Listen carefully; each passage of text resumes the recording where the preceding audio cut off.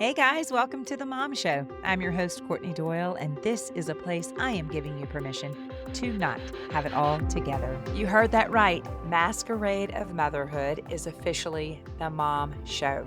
We've taken 6 weeks off. I've listened to your feedback, and I felt like from your advice, the best thing for us to do is to transition Masquerade of Motherhood to simply the Mom Show. It makes it more discoverable by other moms whenever they're searching for a community to belong to. And that is exactly what this is. This is a place where I want you to be seen, understand that you're not alone. We're going to talk a lot about what it's like to be a mom, what it's like to know Jesus, and how we need each other in community. So with that, I'm glad that you're back. I'm glad to be back. And without further ado, here is this week's guest. I would encourage them to have conversation with kids instead of just dragging them to the doctor and going, "We gotta go get you tested. You act like a fool," or "I'm tired of you Right. not doing your homework." Shaming them. They're already probably feeling so much shame because Mm. they're dealing with it in their brains. And so they need you as a partner and not as an antagonist. Welcome back to the show. Today, I have a guest, Kristi Lowe, and we are going to be talking all things ADD, ADHD. What does that look like for you personally, or maybe for a child? So, Kristi, I want to start by turning the mic over to you. First and foremost, you have shared with me that you Yeah, live with ADD, ADHD. And sure. let's start there. Tell me a little bit about you and your story with this diagnosis. I'm glad to be here, first of all, and thanks for asking me. I think it's ironic that I've agreed to come and talk on a podcast about ADHD and have to be focused about something when that's actually the hardest thing in the world for somebody with ADD or ADHD to do is to just focus. And so, yeah, this could be all over the map. We may end up talking about squirrels at some point. It'll be great. But I think I'm I think undiagnosed.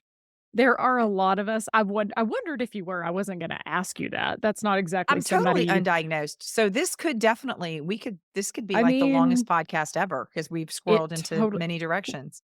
Oh, because we can squirrel so much. The thing about I would have said the word probably even a couple of years ago, I would have said the word struggle with ADHD. I have come to the place of just understanding that this is the way that my brain works. And because I'm a science dork, I'm a nerd. I can geek out on science stuff. So I've taken like time over the years to really get to understand what the sciency part of ADD is and what's actually happening, because for me, if I can understand something, then I can help figure out how to make it better. And that's been part of the journey for me. I was diagnosed. I knew I was I mean, golly, when I was in high school, early college, in high school, I was able to compensate for it. I was smart enough. I would be zoned out at school, but then I would go home and teach myself at night. When I got to college, I hit my breaking point because I was overwhelmed. There's only so much you can do to compensate. And I began to realize I think that's what's wrong here. I think I'm just having a hard time focusing in the classroom itself. And so knew early on in life that I was, but actually did not go to the doctor and get a quote unquote real diagnosis until after I was done having kids. And so for the past 17 years, I have done all sorts. That was when I was 30 and have been in treatment or treating it and taking care of it since I was 30 from a diagnosed standpoint, if that makes sense. And so you knew you started to Mhm. really realize in college, wait, Mm. something's up here. But it's interesting that you continued through college without a formal diagnosis. This was Mm. well into Mm. adulthood and I marriage that you was. said, okay, wait, Mhm. something's up here. What made you finally say, I need to get some help? Something's not right. Yeah, parenting will do that to you. No. No, So Kristi, this in episode is about other kinds of help. well, We when can I was get to in that help college, later. we'll get to Sorry. that help later. No, you're fine. I love that you get me. So when I was in college, I would compensate by it. I would go to an all-night restaurant and drink coffee all night, like the real thick stuff, to be able to Mhm. study. So I was quote unquote drugging myself. I was stimulating that part of my brain with caffeine, which we all know now, ADHD, caffeine is a stimulant that actually helps the frontal lobe. with that chemical imbalance. So I was treating it without treating it, if that makes sense. Mm, And then I got all the way I mean, if you really just want me to be very candid, I just didn't have the resources when I was in college to get that actual diagnosis. And then when my husband and I got married right out of college and started having kiddos, I didn't want to be on medicine when I was pregnant. And sure. so I just knew after I had kids that I would. So anyway, so I waited until I was 30. So yeah, I knew a long time ago, but part of the reason why I wasn't ever nobody ever looked at me when I was in elementary or junior high or even high school and said, "I think you have ADHD," is because I wasn't hyperactive. I wasn't the hyperactive kid. I was the inattentive type of ADD, the kind of kid that was the space cadet, the ditzy one that I was really, I'm not bragging when I say this, I'm smart enough to go home and teach myself. But there was that inattentive component of my brain that I could be in history class and be a million miles away, not paying attention, maybe physically present. I was never the kid that was getting in trouble for being hyperactive. And so back in the 90s, there was still that it had to be hyperactive to be Hmm. considered ADHD because it was just that hyperactivity that they saw kids that couldn't sit still. And I couldn't sit still in my mind. And that was my body physically, I could sit there. I just I was not paying attention at all. And so I think it was just a culmination of my age, the society at large, and then just having the resources to have somebody. And I remember going to my doctor when I was 30 and saying, "I think I'm struggling. I think this is what this is." And I was trying to parent, I was trying to keep a household, I was staying home with our daughter and then our newborn son. And I was like, I and whenever she and I started going through the process, I went through the formal diagnosis. I think it's important if you're gonna do this, go through this, go sit in front of a psychologist or a psychiatrist and do the formal process of letting them do the testing on you that they do, because they have tools that they can use now that are really good tools. And it was a really God, man, it was so nice to start having someone that went, "Oh, yeah, this is how yeah, you really are." It was very validating. Yeah. In what ways was it showing up? You said you were now a mom, you're a wife. It's easy, I think, for people to diagnose in school because it's Mhm. tied to that learning process. But Sure. I do think there's probably, me included, some people that are like, What do you think are some red flags or some warnings for the mom that's staying home, that's parenting now, and isn't able to tie that to an academic situation Mhm. or maybe a corporate situation? I think it would be easy to witness that if you were working in a corporate world too, where you're like, "Okay, I'm not completing the tasks Yep. that were assigned Yep. to me for my work." Let's talk about being a mom, and what did you see?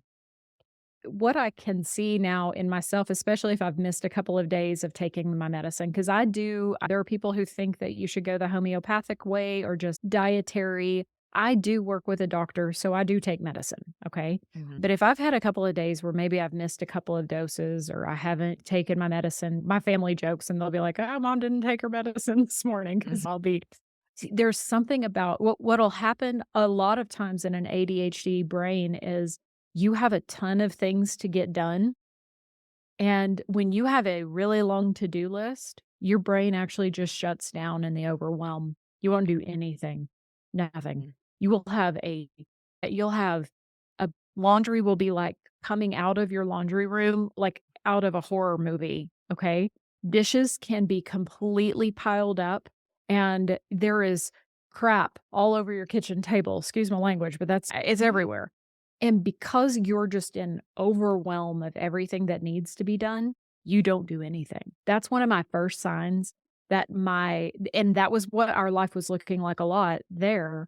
It was because I wasn't able to just take a daily task and just do it.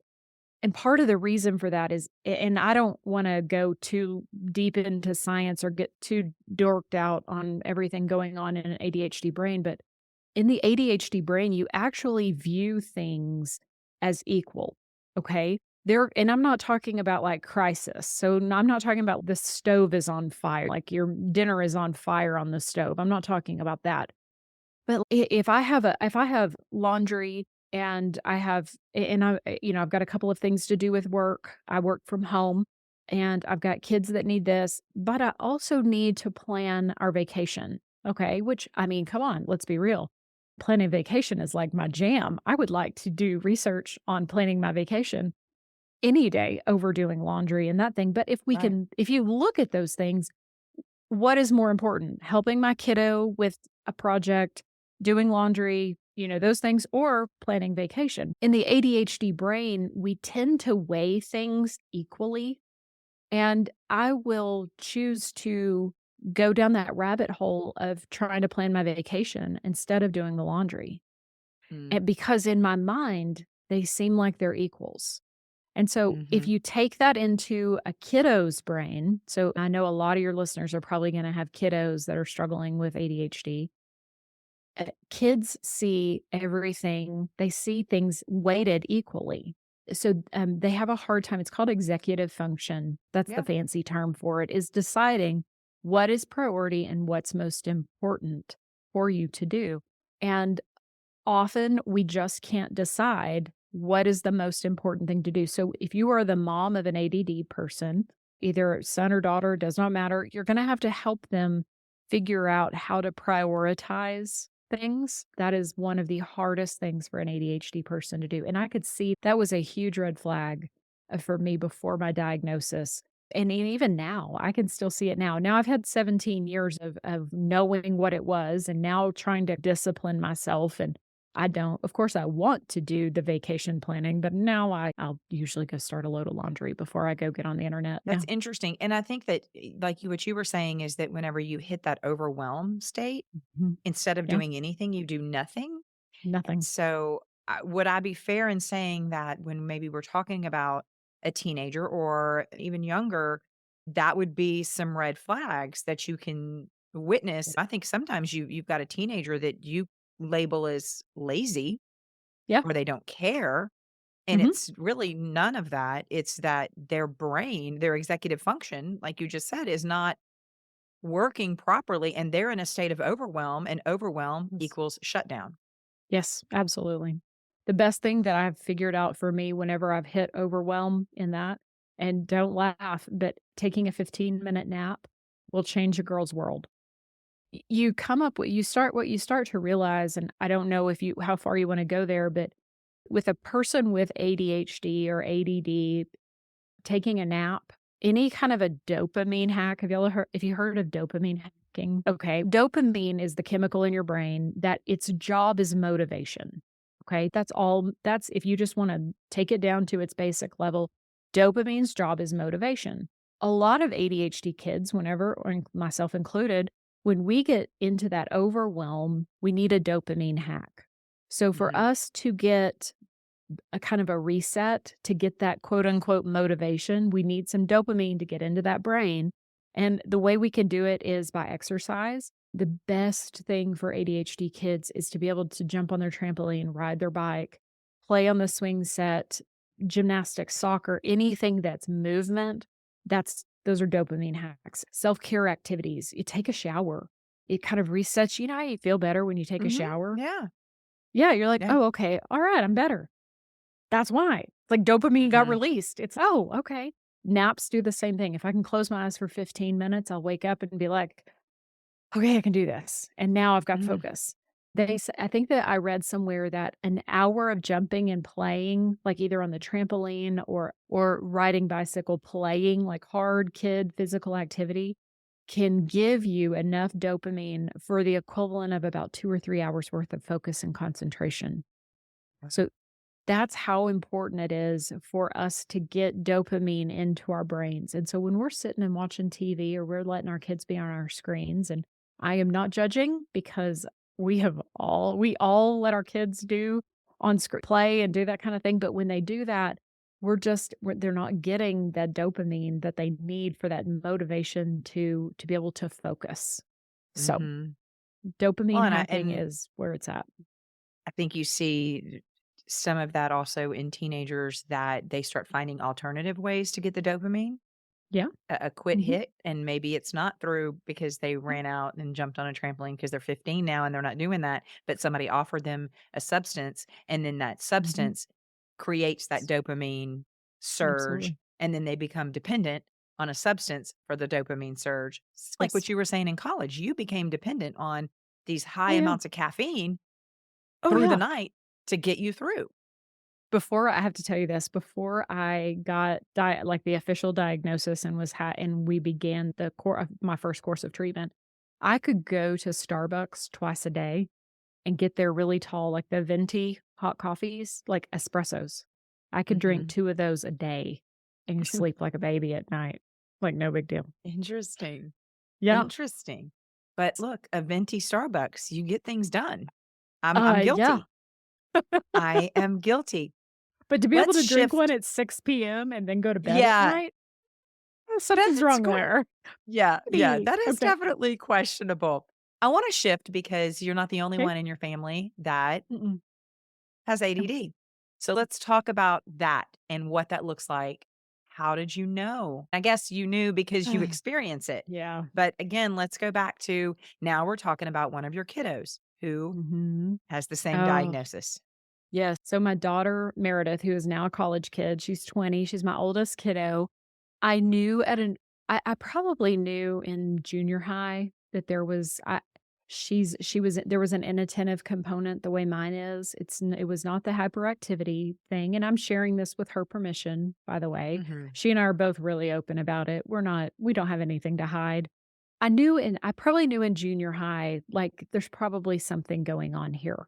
However, I think it's you can overkill things, and whenever you're a parent, you're trying to do the very best you can to decide, should I have her tested?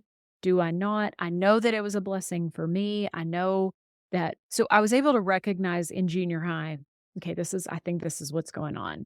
Okay. Mhm. So we began to treat it we, at home first with some alternative things, what we put in our body, that the chemicals, like the foods that we eat, the amount of sugar and protein and things along those lines, it makes a huge difference. And I'm not the expert on that. I can tell you that fish oil and magnesium and protein are highly important. So we began to do it through a dietary means first. And for a while, we were able to treat it without having to go get a diagnosis.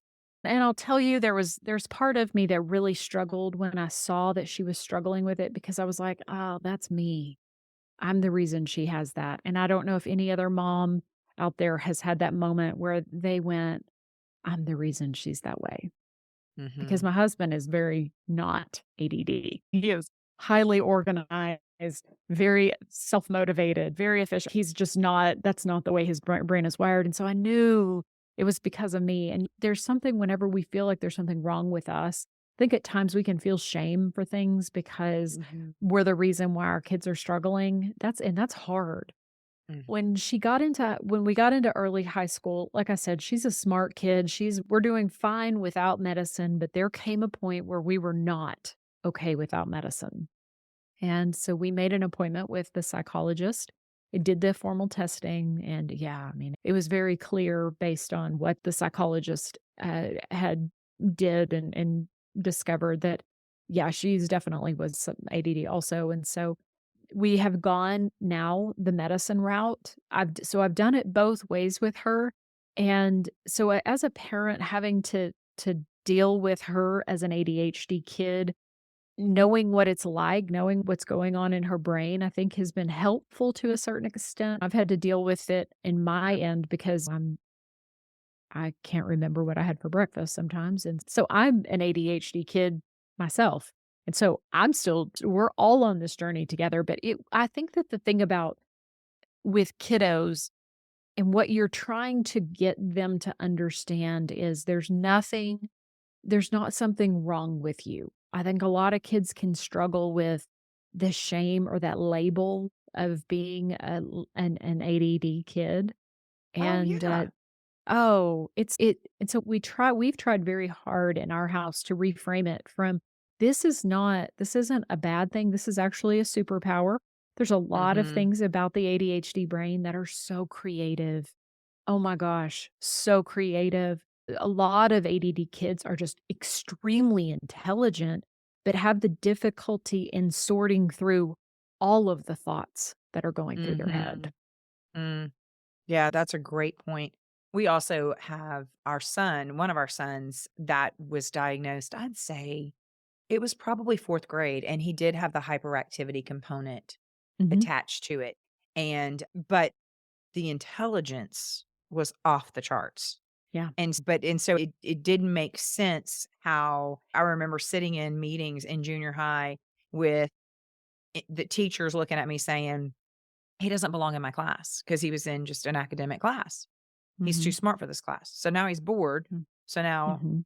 he's getting in trouble. Okay, I can put him in the pre-AP class, the advanced placement class, but Mhm. he's not gonna do all the busy work that Nope. goes along with a class like this because now we've tapped into this overwhelm side of things. And so it was definitely, and it was very difficult finding a medicine that Yes. Oh, worked. god. Oh, Sister, can we talk let's about dig that? into that. Yeah, let's dig into that. This Oh, okay. process of finding balance there. Yes, you've got a couple of things you can do. People that just do dietary and supplements, that kind of thing, and finding the right drug is so painful. Can I just Mhm. tell a parent?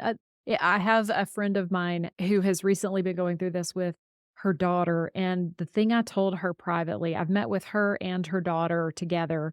The thing I told her privately was finding the right drug is probably the hardest thing you do because so please be parent patient with your kiddo while they're trying to figure this out. Every drug makes you feel differently. I tried Adderall. That made me feel like a zombie.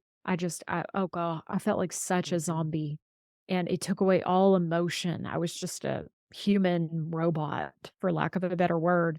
But then I have friends who take Adderall and it's great for them and they're vibrant people and it's helped them get their life together. And every drug has different mechanisms in the way that it affects the body. And it just takes time to find one that works for you. And so Yeah. be patient. Don't give up if you've tried one or two and you didn't like the dosage or you didn't like the way that chemical was working with your body because not all of them act the same way. And Vyvanse has been the one that I've found that just is perfect for where the way my brain works. And so that's where I've landed, but that took years of Yeah. trial and error. What Yeah. do you say to the mom that says, "Hey, look, I see some of these red flags that my kid's not completing work, or maybe we've got the teenager that appears to be lazy. Maybe this is the first time somebody said maybe they're overwhelmed, and overwhelmed means shut down. Maybe you've got the elementary kid that's getting in trouble. They're not able to sit still, and so we've got that hyperactivity component to it." What do you say to the mom that says, "I see these red flags, but I don't want Mhm. my kid medicated?" How Do do I feel you that? you said you tried all of the diet, you did other things prior Oh, to yeah. a medication. So let's talk to that mom. How do we get to a place of resolve on Hi, that? mom. Yeah, hi, mom. Mm, I feel you. mm, I didn't wanna medicate Meredith at first. I really didn't. I wanted to do everything in my power to keep her from having to depend on that drug for her focus, and in my mind, even though I knew how much it had helped me, there was still part of me that just was so, nervous about if I start her on this drug, is she gonna have to take this drug the rest of her life? Is she gonna be dependent upon this for her to be able to focus forever? And so the reluctancy I totally get as a mom, even though I knew what it had done to help and bless me. If I could talk to that mama, I would be so compassionate to you because I have been there. But I would tell you that if they are old enough, if they have, I'm not talking about your elementary aged kids, but your junior high or your high school kids, I think it's important to bring them into the conversation. If you just start taking them to the doctor and saying, "Hey, we're going to start drugging you because you're not acting right," they deserve to be looped into this conversation. Here's what I see. How are you feeling on the inside?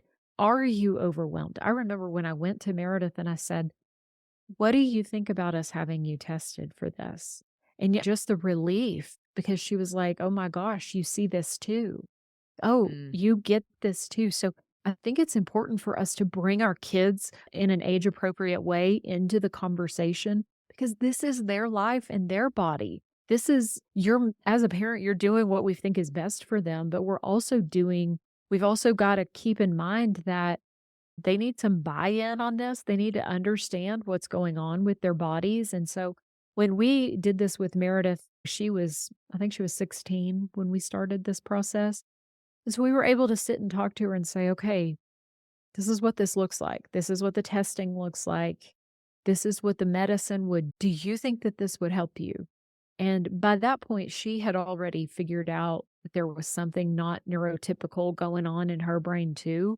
So it was a welcome conversation, but I would Mhm. encourage them to have conversation with kids instead of just dragging them to the doctor and going, "We got to go get you tested. You act like a fool," or "I'm tired of you Right. not doing your homework."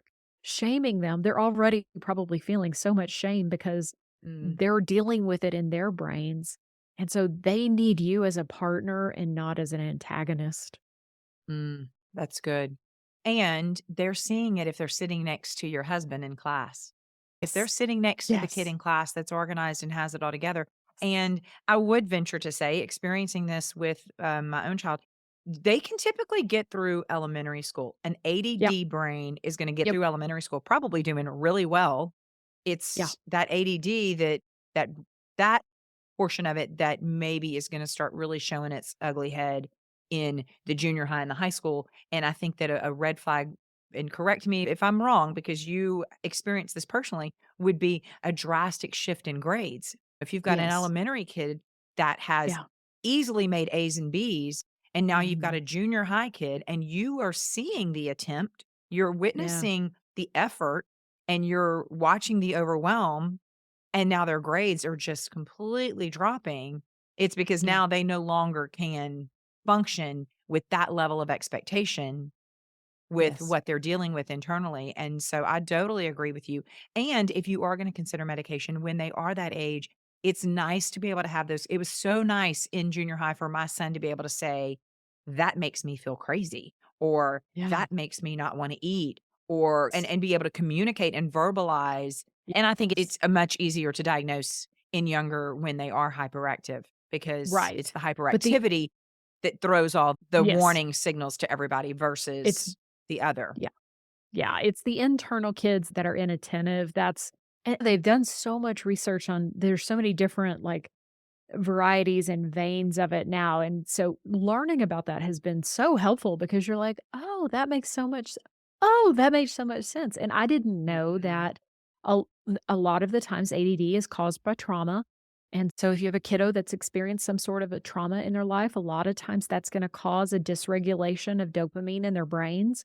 It's gonna mean that they're not as sensitive to dopamine as, other kids or other people are, and that's gonna dysregulate that frontal lobe, and so, knowing now, I'm like, "Oh, yeah, no kidding, no wonder that's what the way it is," and so it explained a lot for myself, and I think that the best thing we can do is become their advocate and their partner whenever we're Mhm. going through this because and I'll tell you that one of the things that I realized looking back and I had some incredible teachers when I was growing up, and with the teachers that gave me a task and put me in charge of something, were like, "Hey, Mm. Kristi, I need you to be the note taker. Kristi, I need you to be the errand runner. I need you to be" when you would give me a task or give me something that I had to do and there was like an expectation of myself to be part of it, it instantly woke me up and gave me a focus that I wouldn't have had otherwise. So Interesting.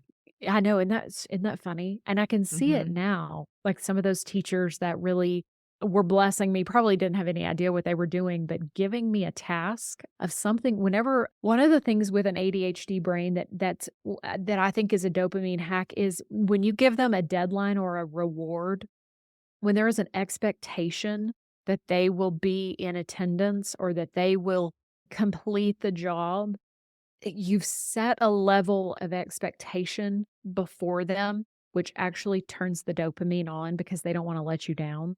Now, of course, you're gonna have some defiant kids that are like, "Screw you, I don't wanna do it anyways." But for Mhm. the most of them, you're gonna get a lot of kids that are like, "Oh, okay, that turn" and it's a dopamine hack. But giving them an expectation of, "This is what I expect to be done by this time," it pressure for an ADHD kid is vital. We need a deadline. We have to have a deadline. If we don't have a deadline, we can spin into oblivion. He can stay oh, Mhm. yeah. So I feel deadlines are that. I great. feel that deep in my soul, actually. You Yeah, are totally yeah, Oh, I do. uh-huh, I do uh-huh, because I love deadlines, and now I may not complete it until the day before the deadline, but yeah, it's gonna be complete, and it's gonna be oh, yeah, fabulous. It's gonna be better uh-huh, than you expected it to be, and I yep, may do it last minute, but I'm gonna pull through, but I do like a good deadline, and mhm, I do like a good task. oh, yeah, I oh, do yeah, I can relate to that in even if somebody sent me a message today and said, "Gosh, I'm looking for a red sweater with pink polka dots on it, and I just can't find it. Have you ever seen one?" Girl, I'm on it. Like, I will "Let find me it, find that for you. I will send you 10 yeah. links. Give me 5 minutes." I And love see, that. that's the thing about ADHD people is that we actually it's not that we can't focus, it's that we hyper focus. Have you learned about that? Like, we will A little bit. actually a little bit. Like, we can actually like you saying, that is give me a task and I will gnaw that bone to death because I will focus, but what'll happen is I'll focus on that to the detriment of everything else going on. Oh, yeah. Mm, Yeah, yeah. The yeah. other thing I will tell my sweet parents who are dealing with ADHD kids, one of the best things that you can do for your kiddo is teach them to do things in the like when you're getting ready in the morning, do it in the same order every day. So like you wake up, eat breakfast, get dressed, make your bed, brush your teeth, and do it in the same order every day. And what that'll do is that'll take away them having to think through what's next or what should I do. I don't know how many times I've had my ADD parent friends will say, I told so and so to go get dressed in 30 minutes. They're still sitting on the bed and they haven't done anything. And so, one of the things that is vital for ADD people is routine because we've only got so much focus in our little brains and so if I wanna use that focus when I get to school or when I get to work, I've gotta automate my morning. So I know that when Mm, I wake up in the morning, I just do it the same way every morning. And when I do it the same way every morning, it takes the thinking out of it. So it saves that mental energy for me to do something bigger and greater later in the morning. mhm. Let me ask you this, did you experience this or have you experienced this with Meredith where quick changes are not your friend? Ooh, Like, I'd say ooh. changes like, "Okay, this is what routine looks like for after school, but today routine looks different and we're switching it up on you." Or, Mhm. "Yeah, we're having dinner at home and now all of a sudden, nah, we're gonna go out to eat. Let's go, let's go." Have you seen a battle with that as well? I did in her to a certain extent when she was younger. Now that she's older and more mature, it's not as big of a deal. I think it depends a lot of time. Yes, so the answer is yes. I definitely saw that. There was always just this kind of it took a minute to figure out, am I okay with this change? Is this gonna kill me? Or we is this gonna be a detriment? She was always pretty easygoing. She's been my easygoing kid her whole life. That's just the way she's wired. But the quick changes, a lot of times I would see her processing it like, "Oh, do I like this?" So, yeah, sometimes she would get a little bit grumpy Mm, if we did do it, but I do have friends that quick change like that? No, ma'am, we are not doing that. But right. because of the way Meredith is wired, that hasn't been a problem, but I do have friends that changing on the spur of the moment, on the fly, oh, no. That would be cause for major meltdown. And I asked that question because that was definitely one of the red flags with our Uh-huh. kiddo, our son. And it was very much if I picked him up from school and the expectation was we're going home, but no, actually today's dance day. And he, of course, didn't keep the schedule and he wouldn't have Yeah. remembered that. And we've got to bring your sister to dance.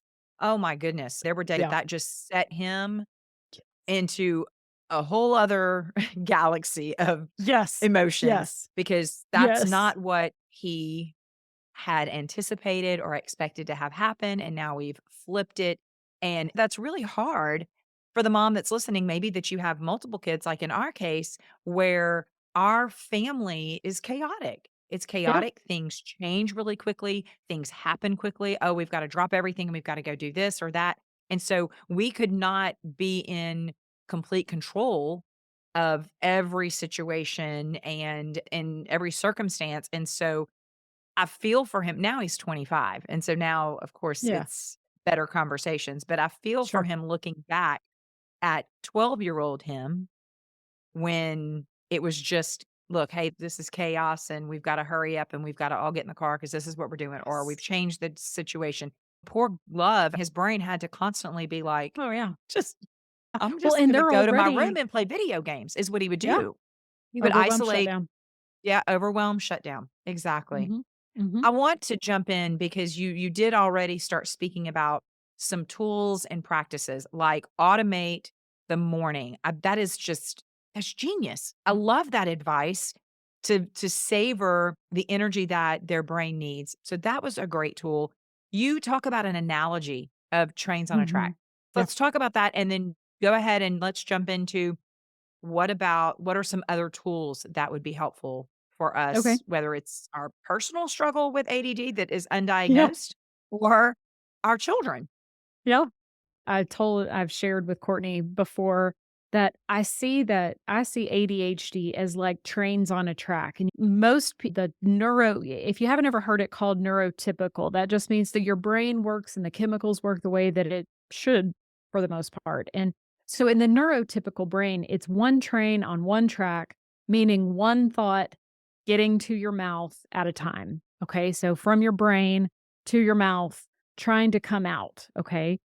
But whenever you have somebody with an ADD brain, somebody that has that not quite neurotypical brain, either like ADD, sometimes autism, there's a couple of different things that it can present. But what there's this gap between the brain and your mouth or your brain and your body. ADHD kids a lot of times will struggle with physical coordination too, just for the record. But it's like you've got 4 or 5 trains on the track and you're trying to drive all of those trains at the same time. You're trying to get all of the thoughts from the brain to the mouth or the brain to the body. You're trying to do all of them at the same time. And we all know you can't drive more than one train at a time.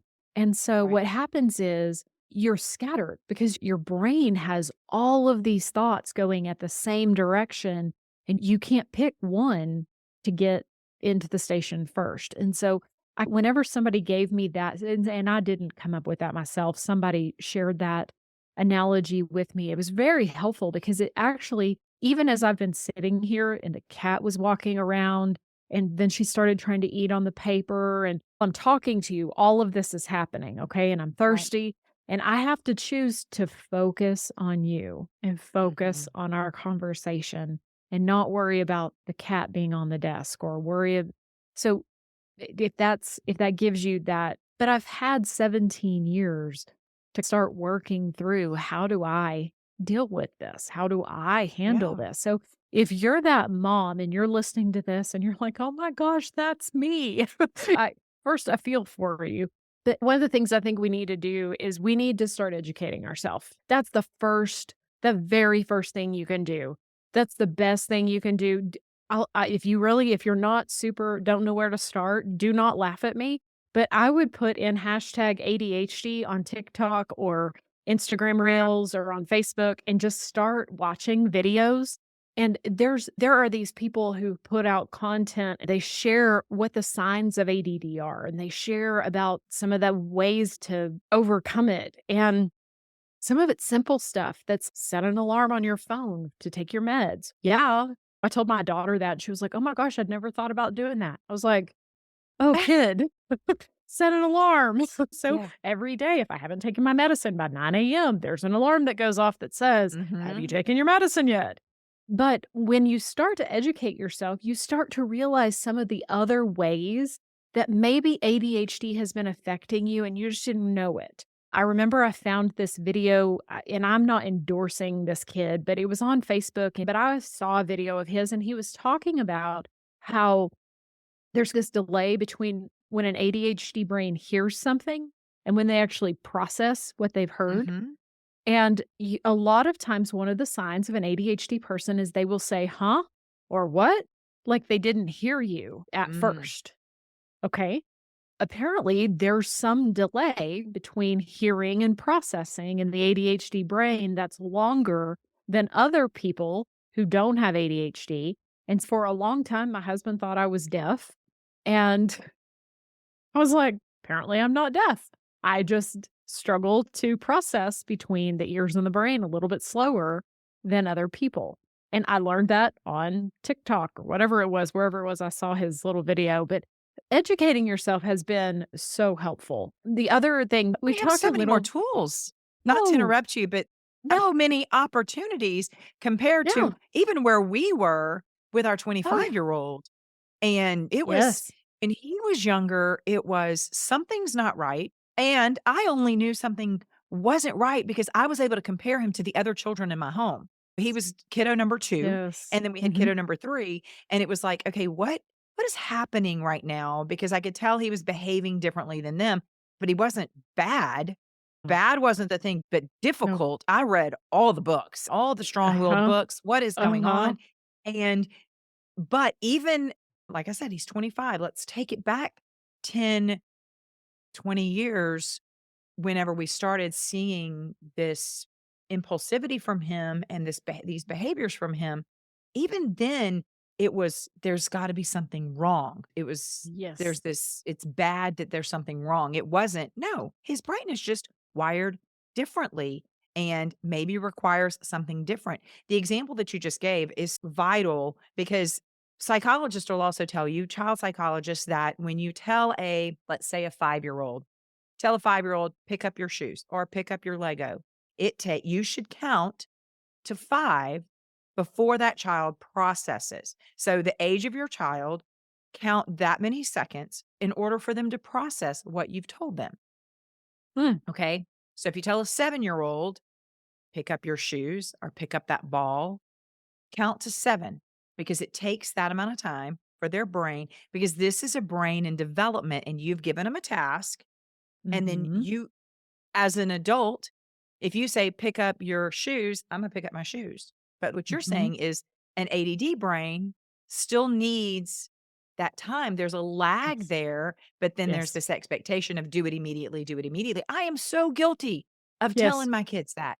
"Grab your clothes and bring them up." Bring them Mhm. up didn't even register probably, and grab your clothes potentially is there's a lag, and then it's and let's factor in right now the fact that all of us have some sort of device in our hands All the that is time. distracting us. Like, oh, okay. So now we're Yes. going to, okay, educate yourself and you have plenty of tools at your Yeah. fingertips. And Yes.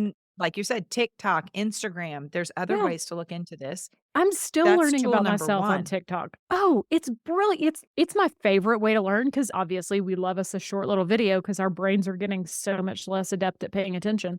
Anyways, and so TikTok is great. I don't love TikTok for other things, but to learn about stuff, oh, it's brilliant. Oh Yeah. yeah. Yeah. Yeah. Mhm. And tool number 1, let's educate ourselves. Let's automate our mornings to Yes. reserve anything that we could Yes. automate so that we can reserve Yes. that energy for our brain. What else? What other tools? You've Oh, mentioned gut health, that yeah. Gut health is eating is important. huge. Probiotics are your friend. We have talked a lot about, and I'm not going to pretend to be the expert on this is what your diet needs to look like because Sure. we had slim chickens earlier this week. We're not these perfect eaters. I think everybody you come up with little ways to trick yourself into focusing. So one of the things, because I work from home and my desk is in my office, this is my office at home here. I have to do something to tell my brain it's time to work. So the way that I tell Mhm. my brain it's time to work is after everybody leaves and goes to school or goes to their office, I have to get up and then I have to put on shoes. So when I Mm. put on shoes, it tells me it's time to work. So when I come into my office, I have my shoes on and I know it's time for us to get busy. So you have to come up with little like where you eat, like where you work. Make your space like having a space that does not cause distraction.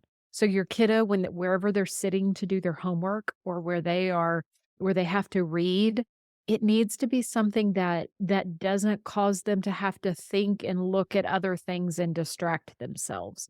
So my Mhm. desk in my office, sometimes whenever I work, I'll have to shut my door because I can't have the rest of my house beckoning at me like, "I need to go do this," or "I need to go do this," or the noises from my dogs or things like that. So creating a space and creating an environment that's not distracting for them is pretty important Mhm. for the ADHD kid.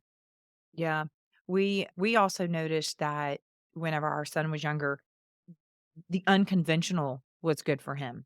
So maybe Mhm. not sitting at a desk in the kitchen No. doing your work where you Yeah. expect a child to be doing their homework. Maybe Yes. go lay on the trampoline, go sit Yeah. on the swing. I know for me personally, which like I'm pretty sure you have now diagnosed me with ADD through this conversation. Because for me personally, I am honestly most productive when I have to sit in front of a computer, whether I'm writing or reading or whatever, if I'm listening to music too. Me too. Yes. I Like, usually the have music music is on all drowning the out time. something else, and my husband laughs at me because he'll walk in and he'll be like he'll see earbuds, and so he's, "Are you on a call? Are you in an interview?" And I'll be like, "No, I'll pause the music," and I'm like, "What?" I'm listening to music," and he'll look at me and go, "You're listening to music, but you're doing Bible study. Like, how are you reading a book? How are you focused?" And Uh-huh. I'm like, "Because that music Uh-huh. Uh-huh. triggers something in my brain," which is I also had heard actually in a training whenever I was part of the school board that a lot of times teachers walk by kids' desks and they fuss at the kid who's doodling all over the pages. Oh, no, But that's how you don't. It actually is what don't. yeah. Yes. Yeah. Like when we all had infants and we would give our kids like a toy to play with so that we could go use the bathroom and get dressed real fast. Do y'all remember those days? Do you remember Yeah. like you would have 5 minutes? It's okay, ready, go. Like Yeah. that. Do y'all remember that? Okay, so that's how I think of music for my brain. It's like I'm giving my brain something to play with so that I can focus. It's like I'm giving my brain that the ability to like, "Oh, it can play with the music because it knows those words." So I will that distractible part of my brain that would normally have me focusing on other things, like you said, you listen to music, I do too. But music actually gives me something to play with, so that way I can focus on what I need to do. It's a hack that's your hack. So one of my friends swears by walking every day. I cannot think until I go for a walk. That's her body's way of telling her, like, you to be able to focus, you're gonna have to take a walk. It's because our bodies need that. It gives us the ability, we've expended that energy. So take a walk. It will absolutely help your focus. And it doesn't have to be 4 miles. It can be 10 or 15 minutes, just a reboot of fresh Mhm. air and sunshine. I have friends that swear by yoga. I think yoga's great. I don't necessarily practice it myself, but I Mhm. have friends that swear by it. But yeah, the other is please do not make your ADHD child come home, sit down, and start doing homework immediately. Please give them a snack and let them play for a few minutes before they start because their brains need the break. Yeah. There's a lot of times my current 12-year-old, I can see when he needs a reset, and so there's a lot of times that I'm like, "I'm kicking you out. I'm kicking you Yeah. out of the house." Go "Well, what do you want me to go outside. do?" "Nobody's I outside don't playing." "I don't care. care. I Figure don't it care. out. Go Yeah. outside." And then if I force him outside and give him 10 minutes, sometimes he takes Mhm. an hour. And then all Yeah. of a sudden you can see the transition and the creative play that comes up, Mhm. and he'll just get busy doing whatever, and then he comes in Yes. and he's in a much better state of mind to then tackle whatever maybe we've asked of him. I've got 2 last questions for you. One is, how have you seen God move amidst Mm. this diagnosis of for you and for your daughter? And has this strengthened your faith? Where has faith in God through this, where's that combining for you? It's been a long road, so I've probably felt all the emotions, but good and bad, and that's the great thing about God is you can take all your emotions to him. I have gone through seasons of life where I that it doesn't necessarily bother me that I struggle with this. I think there have been times where I have really struggled with the why does my brain have to work this way? Why can it not Sure. be a normal brain? And it's okay to take that to God and say, why did you make me this way? Why am I like this? And so has it challenged my faith? I've never questioned his goodness because of it. That's for sure. But have I had times where I've just gone, thanks God, appreciate you. Yeah. You Yeah. couldn't have picked beauty queen? Thanks. I could have handled beauty queen. I'd have waved. I could have worn a sash and a tiara like nobody's business. But okay, fine. Cool. We'll do it with ADHD. Okay, here we are. But as for my faith, what he has shown me is that I'm creative. what he has shown me is that I have this ability that not everybody has to be able to process things very quickly. ADHD people tend to be able to be fast processors of information and can get to the conclusion faster sometimes than other people. And he's begun to show me the beauty of it. And that because of my dependency on him for focus, do you know how many times I have just begged him? Like before I got on here, I said, Lord, the irony here that you're asking me to focus on something about focus is Mhm. is so not lost on me.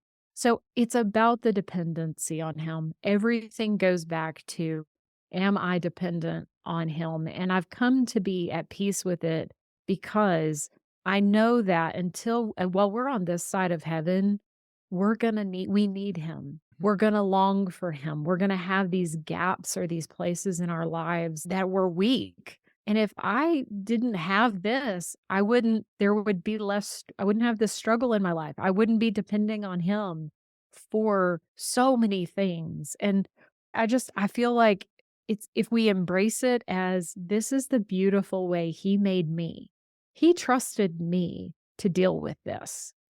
It's like he didn't trust everybody to have this kind of brain. He trusted me to Mhm. have this kind of brain. And it's hard to question the dude who put the stars and the moon into place. And he's the one who like put the oceans at the edge of the edge of the sea and the land. He's a little bit bigger than me and a smidge more wise. So I'm gonna say he's probably knows what he's doing. Yeah, But yeah, yeah, that's so good. I love that. I love that you're able to say, "You chose me for this." I think it just yeah, gives such a positive and a different perspective on mhm, instead of asking the question of, "Oh, why?" yeah, It's, "Okay, you trusted me, and now you're using, yeah, this diagnosis on a podcast that points people to Jesus yeah, and is gonna answer questions for mamas that are like, "Oh, my child is these are the yeah, symptoms I'm seeing," or, "This is the diagnosis that we've been given." And you do mention that when it comes to our children, telling this isn't a weakness, this is a superpower. God has absolutely. trusted you with that. So like you said, Yeah. it's such a beautiful use of wording for that and to teach it to our children. Like, you were chosen to have this, and this isn't a bad thing. This Mm. is it can be a good thing. But he made us we all have ways that we have to submit to the Lord, all of us. Every one of Mhm. us has something in our life where we look around and we go, "We don't measure up. We're not quote unquote normal here, or we don't have what it takes." Mine is in my brain, in that frontal part of my brain. And I think it is such a gift that he has given us the opportunity. This is an act of worship. Submitting to him in anything is an act of worship. And so when I say, I'm not enough, Lord, but you are, that's an act of worship on our end. Mhm. Amen to that. Yeah. We close out every show with me asking if there's something specific that you're praying for and if you have a verse that you can share with our listeners. So I'm going to let you share that. Yeah. It's funny when you ask me to ponder that, for whatever reason, the verse from Ecclesiastes that came to my mind that there's a time and a place for every season on earth. There is a time and a place for everything. And 5 years ago, I probably couldn't have talked about this. I would have been too embarrassed to say, I have ADD and now I'm like, you know what? This is good. The way that he made me is okay. And there's the phrase time and place and a season for everything.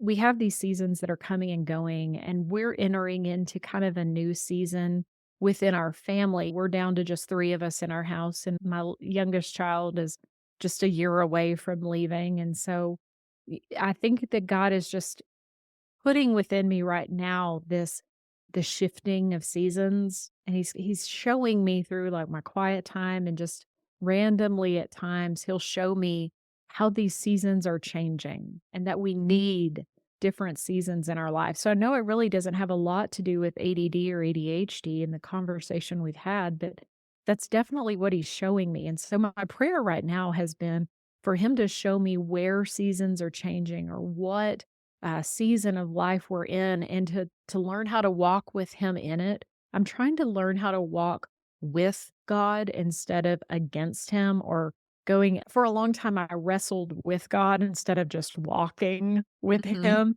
And Mhm. so he's been showing me lately just how to walk with him instead of wrestling with him, which I've done a lot of wrestling with him in my life, if we're Sure. being honest. And so that's been that verse from Ecclesiastes has certainly been speaking very loudly to me certain lately. Yeah, I love it. I think age slows the wrestling, It right? does. Because it's It like does. you wrestle through Yeah. different seasons of your life, and then all of a sudden you realize, I don't ever win that match. No. No, I like am not Jacob. Yeah. It's I just am gonna not a touch your good hip. wrestler. Yeah, Oh, I'm so terrible. maybe I'll just walk. This sounds better. And so Maybe we should maybe walk. yeah, that's a message in and of itself for the mamas that are listening. Like, It you are is. not going to win the match. Oh. Disclaimer, you're not You're winning. just Let's you're just just gonna walk. get sweaty and it's gonna mess up your hair, so Yeah, just and let's nobody wants go. that. And nobody wins, and sometimes your hip gets broken. So, I'm just saying. That's right. That's right. My goodness, it has been so fun to chat with you. Thank you for your vulnerability. You have such a great testimony for other mamas that are listening, for your daughter. My Mhm. goodness, if you had not gone through everything that you have been through, then Mhm. I look at that as a setup for Mhm. a sensitivity to the way her brain functions and an awareness to catch it so much earlier than it was Mhm. caught for you for success for her, and I know that makes you so proud Oh, yeah. and happy, and I've been through some things, and I'm like, "You know what, Lord? If I have to go through it to prevent them from going through it or to aid them in going through Yes. it, then I've done my job that you set me here to do." Yes. And so, thank you for your time. Thank you for your honesty and your vulnerability. I know that there's gonna be so many listeners just blessed by your humor, your great personality, and your great message, and so I appreciate your time. Thank you for having me, hon. I Of appreciate you. course. Thanks. Thanks so much for listening to The Mom Show with Courtney Doyle. Remember to check the show notes for any links, books, or resources that are mentioned in each episode. We want to be sure this blesses other mothers, and in order to do this, if you're listening via podcast, be sure that you like and share. If you could write a review, that would be fantastic. It helps us get in front of other moms. If you're watching via YouTube, be sure to hit that subscribe button. This way, you won't ever miss an episode. We want to make sure that we increase our reach to other mothers who need a little encouragement, a community, and a whole lot of Jesus. We're so glad you're here.